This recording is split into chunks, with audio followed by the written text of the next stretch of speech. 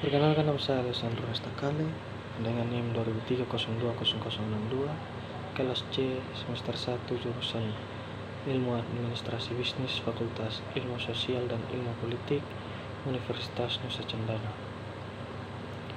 Sosiologi, wacana, dan filsafat publik. Sosiologi adalah studi ilmiah tentang struktur sosial dan hubungan serta perilaku manusia.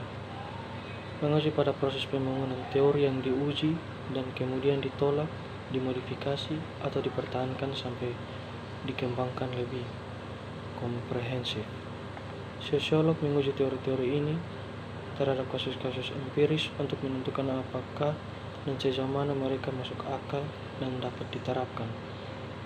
Teori sosiolog atau paradigma adalah cara untuk memahami pengaruh kekuatan sosial pada individu sebagai anggota kelompok dan kategori sosial.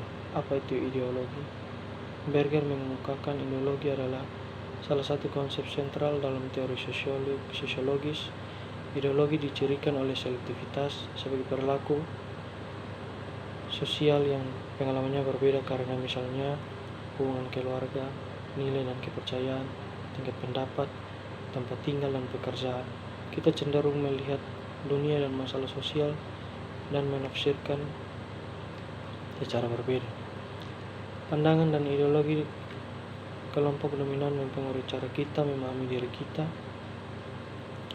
sebagai warga negara bangsa melalui kendali mereka atas produksi pengetahuan di media dan sekolah. Sosiologi mempelajari faktor-faktor dan struktur serta periode sejarah yang telah menghasilkan awal dan kemajuan sebagai disiplin. Ilmu sosial dan pelembagaannya sebagai subjek akademik, ide dan teori sosiologis juga telah dibentuk oleh proses sosial, politik, dan ekonomi yang sama yang pada awalnya menyebabkan kemunculannya selama abad ke-19 sebagai suatu disiplin dan perkembangannya sejak saat itu.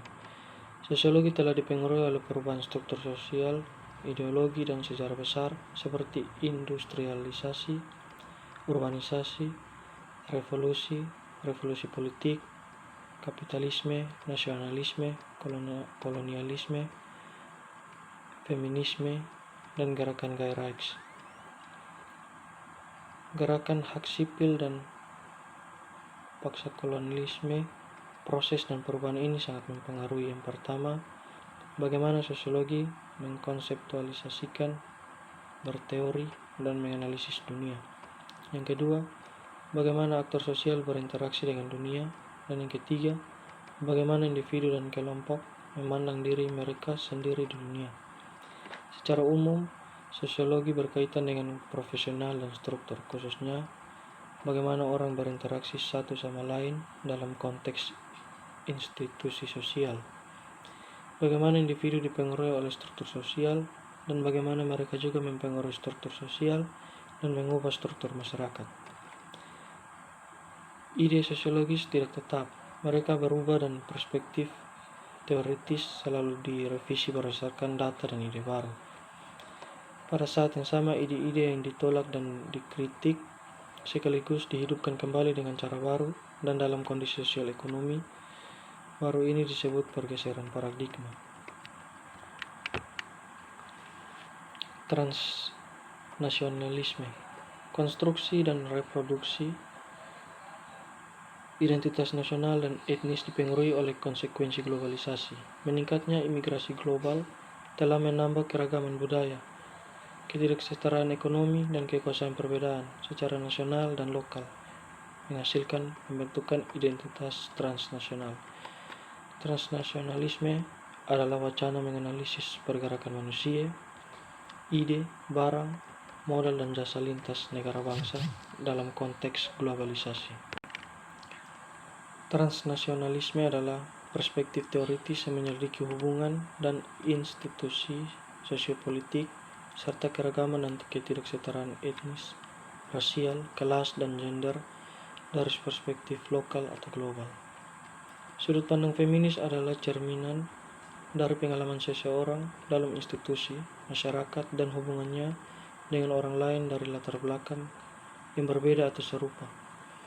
Sudut pandang kami dipengaruhi oleh feminisme kritis.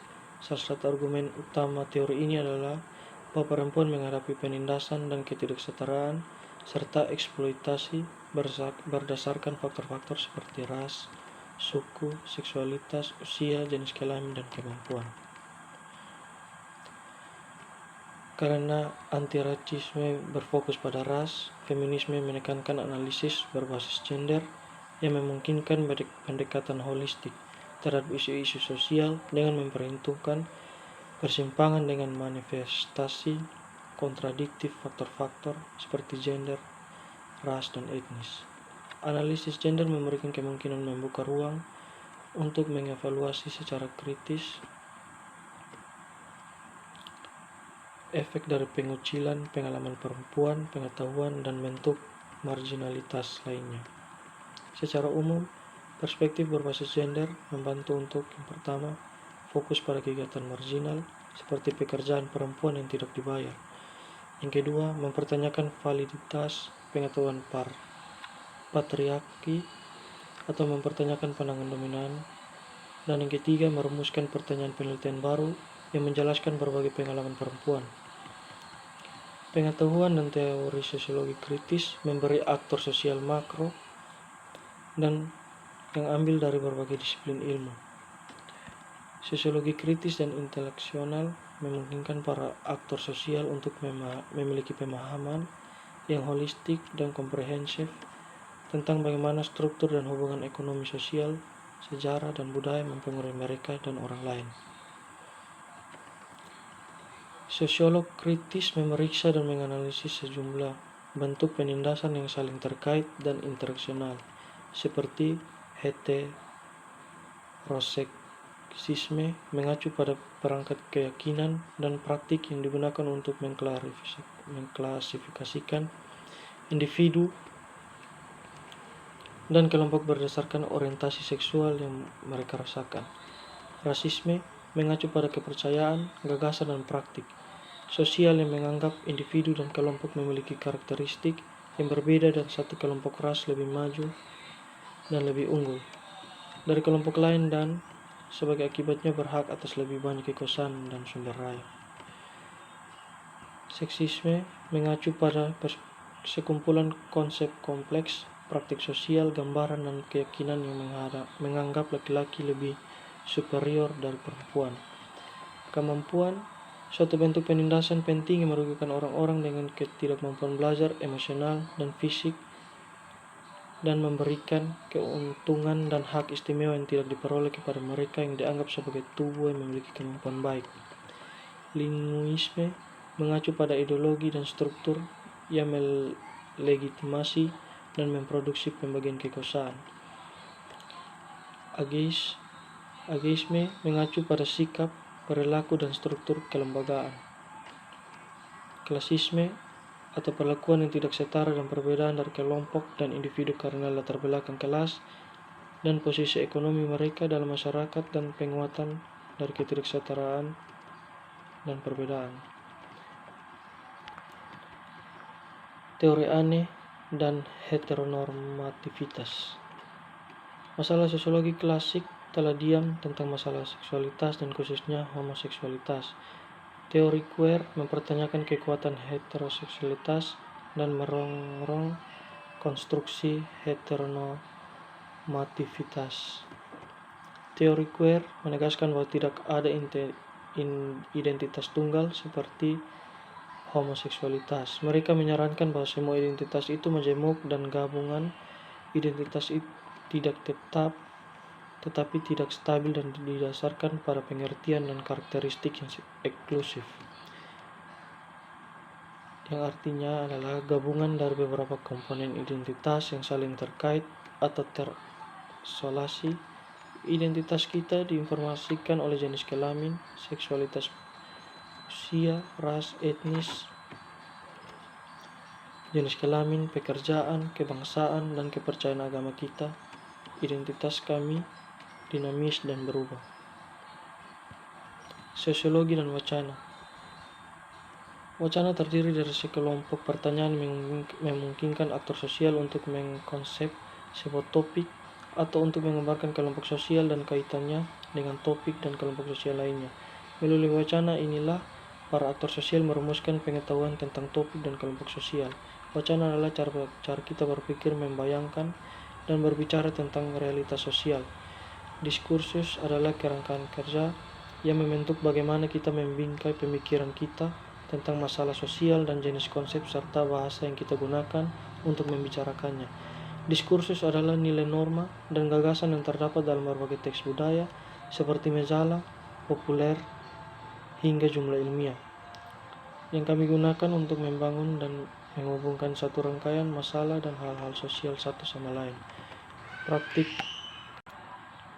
Praktik diskursif adalah tindakan dan praktik sosial melaluinya makna diproduksi. Praktik diskursif adalah aturan yang dengannya wacana dibentuk. Praktik diskursif diwujudkan dalam institusi seperti keluarga, pendidikan, hukum, dan sistem ekonomi, dan membentuk perilaku kita. Pengetahuan adalah kekuatan dan dihasilkan oleh orang-orang yang mengontrol cara menghasilkan informasi, hukum, dan data. Misalnya media sistem, pendidikan, dan perusahaan penerbitannya. Artinya, meskipun wacana memerlukan cara untuk memandang dunia, ia tidak selalu mencerminkan dunia nyata di luar sana.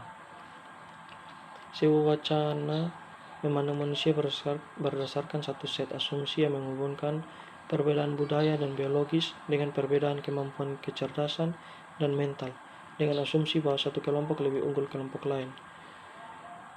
Penjelasan dan praktik sosial yang menghasilkan pembentukan, pemeliharaan, reproduksi, dan penguatan hubungan kekuasaan yang mengistimewakan satu kelompok atas yang lain.